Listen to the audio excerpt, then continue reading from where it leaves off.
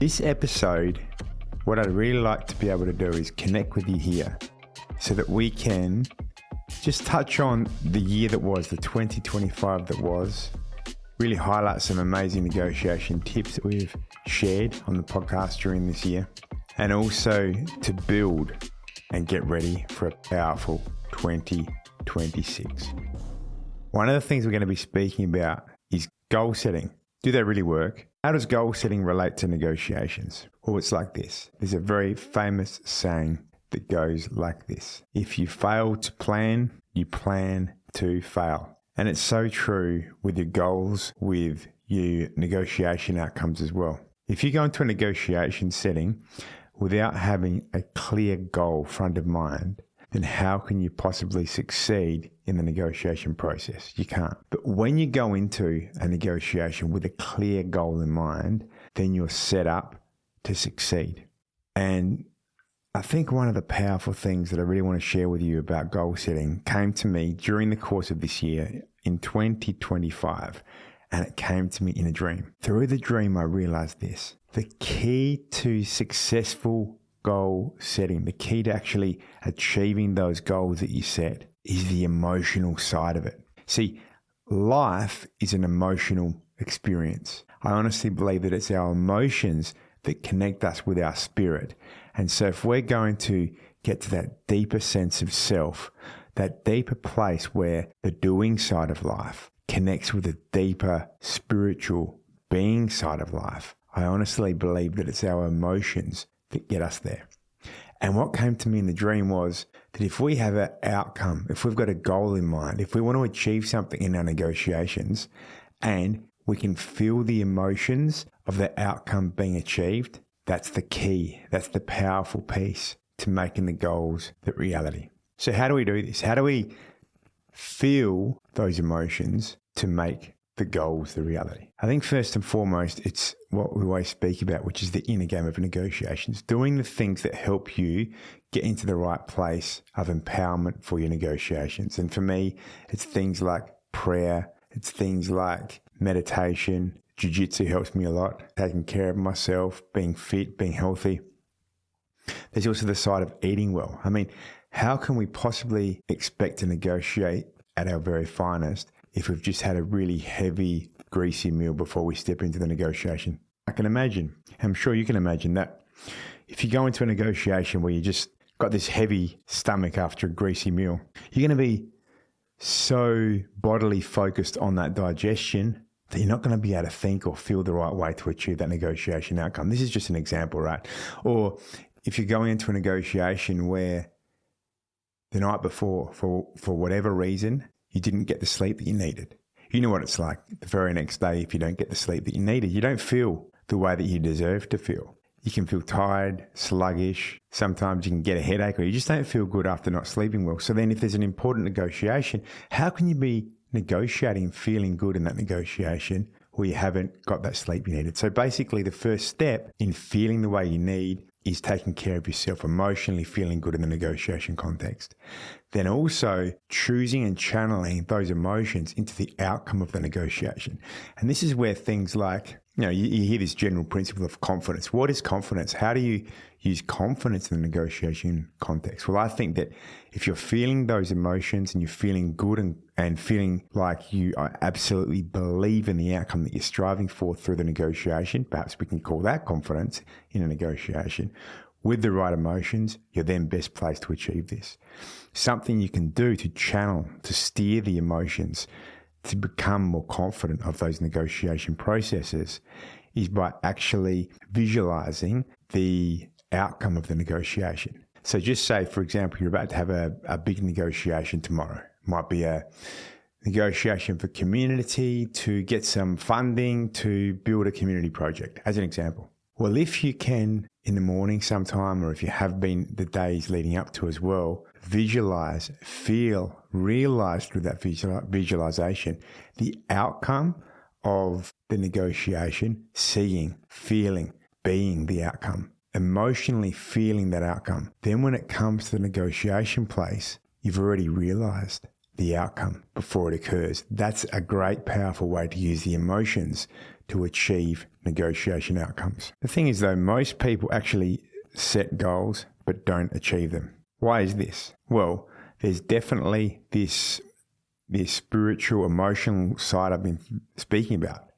There's also a logical side to achieving your goals. One of those logical components of goal achievement is setting your SMART goals. SMART is an acronym that you've probably heard of. It stands for, I can't actually remember what the acronym SMART stands for. I think it's something like simple, measurable, accountable, realistic, and timely. Measurable is the M. Hey, if anybody listening in right now knows what the acronym SMART goal stands for, I'd love to hear it. Maybe you can help me out. SMART goals, measurable, accountable, realistic, timely goals. Anyway, the bottom line is SMART goals helps to make sure that your goals are clear, they're measurable. Melissa, thank you. Setting and achieving goals with SMART goals. So specific, measurable, achievable, realistic, and timely. Awesome. That's so helpful, Melissa. So SMART goals are goals that are specific. So being really, really clear, being able to articulate with absolute clarity what the goal is. Measurable. Can you measure those goals? How do you know when you've achieved the goals? How do you know when you're on track to achieving those goals? Then the achievable piece is, just say, for example, you've never even gone for a walk, as an example, right? And you set a goal of climbing Mount Everest tomorrow. Well, it's probably not achievable in that pretty far-fetched example. If a person's never gone for a walk, they're not going to be able to climb Mount Everest. But that same person might be able to go for a walk around the block. That's something that's achievable. And then if we incrementally increase, it could be a block for a week, then it could become 2 blocks, then it could become a suburb. Incrementally increasing what our goals are to then get to the big pinnacle of this example, climbing Mount Everest. There's a saying, it goes like this: how do you eat an elephant? One bite at a time.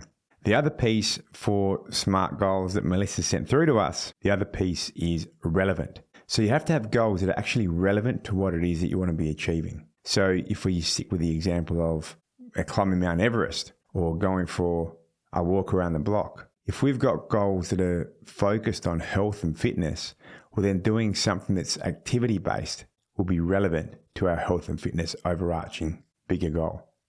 And time bound. This is a really good piece, is time bound. We need to be able to have time constraints, time and specific dates even set on our goals so that we can know and measure and know if we're on track to achieving those goals. The thing is, if we've got the time that's too soon, climbing Mount Everest tomorrow for somebody that's never gone for a walk around the block, well, that's just unrealistic. But if we have time, we can use that time to help us in terms of the other components of the SMART goals. We can use time to help us become more specific, to measure better, to be more achievable in that, to be more relevant and realistic in the goal setting. Time being set helps us, because if we can have in our mind a knowing that we need to achieve something by a particular date, we can cement this in, we can make it concrete, then it's going to help us achieve those goals. And time also can be used to lead up to the bigger goal. So if we have time that is sensible, if we have time that is realistic,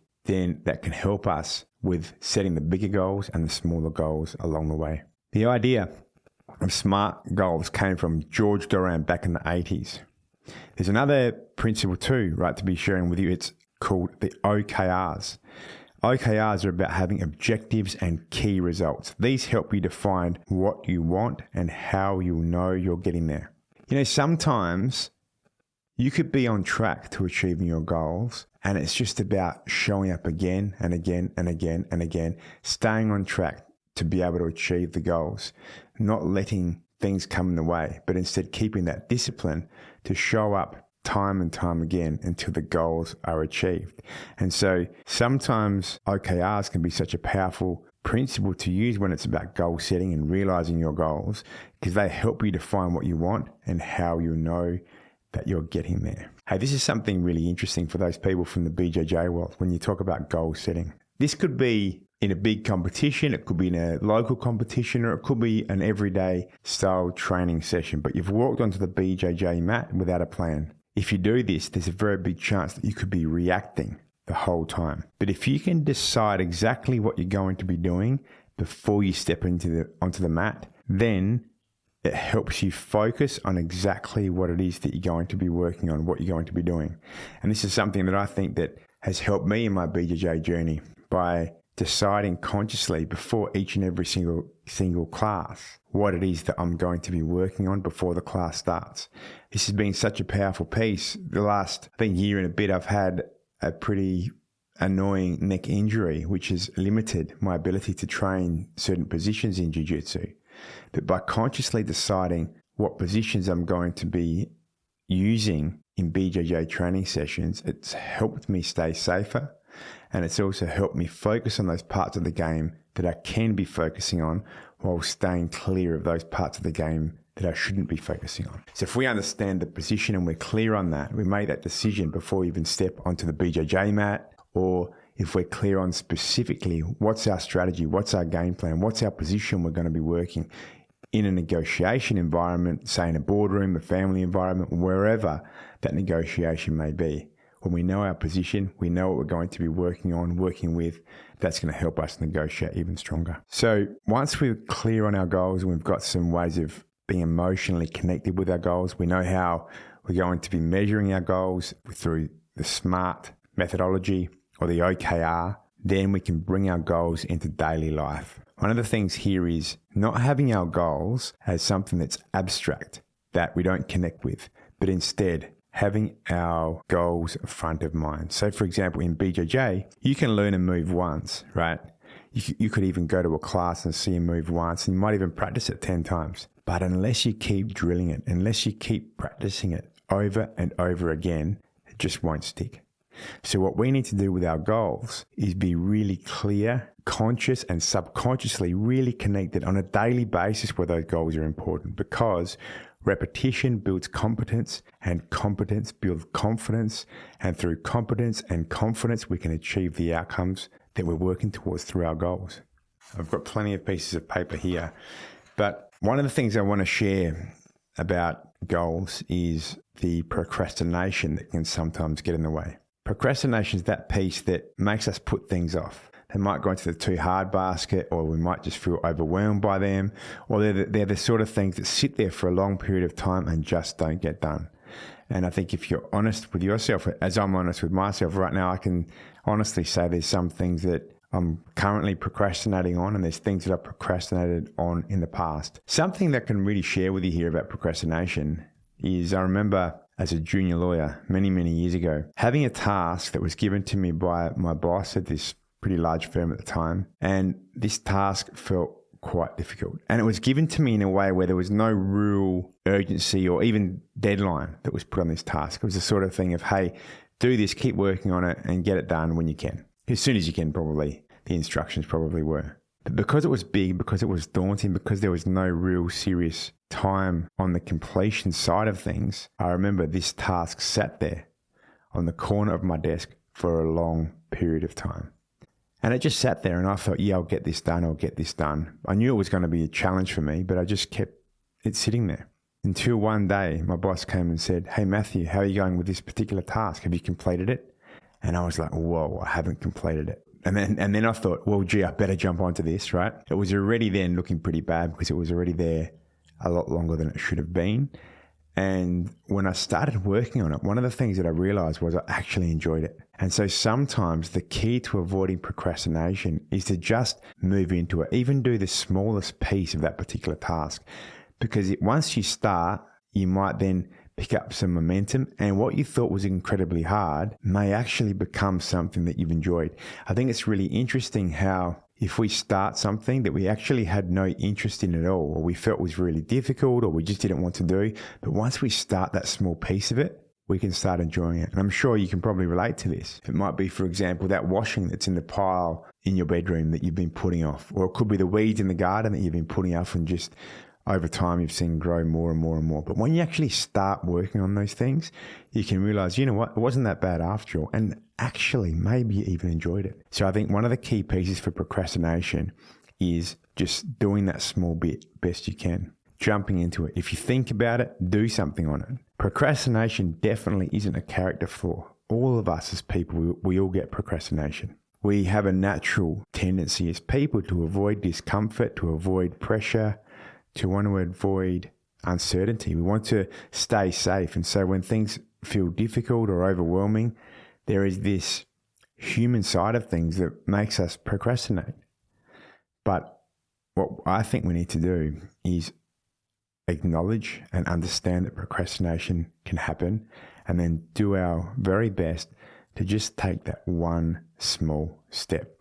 We can break tasks into those tiny steps. We can use techniques like the Pomodoro technique to get things moving. We can remove distractions, and most importantly, like I've been saying, just start.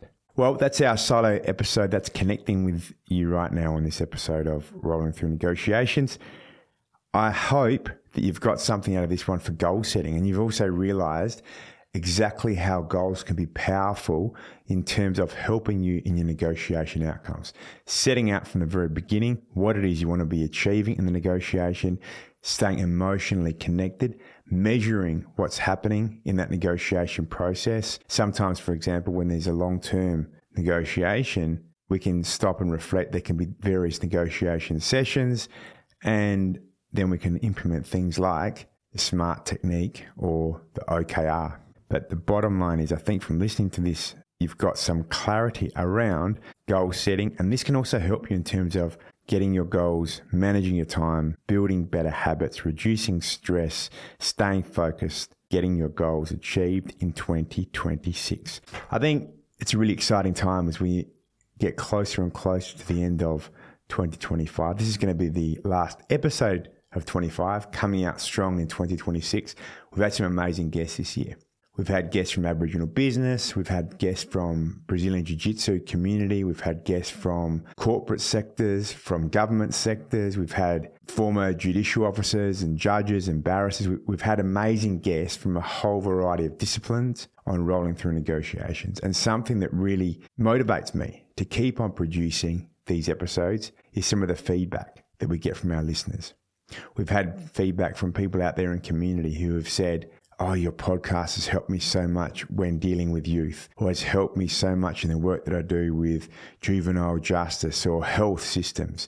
We've had some amazing feedback. And what's been really interesting is experiencing this kind of feedback where there can be some guests from, thanks Melissa for that comment.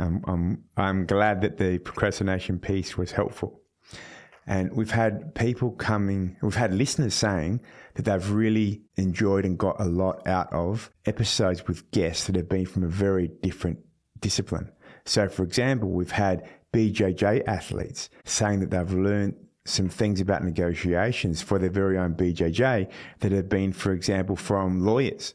Or we've had people that have worked out in community who have learned amazing negotiation principles from listening to the episode with a barrister, James Catlin, that we had on. It's really interesting how negotiation principles carry across disciplines. And this is why I love sharing principles from BJJ, from law, from business, from community, to help us together become better as negotiators. It's been an awesome 2025 with you. I think that Rolling Through Negotiations podcast is a great place and will continue to be a great place for you to become empowered in your negotiations, because in a way we are always negotiating. And when we negotiate well, we live better, we serve better, we help our families grow stronger, we help our communities grow stronger.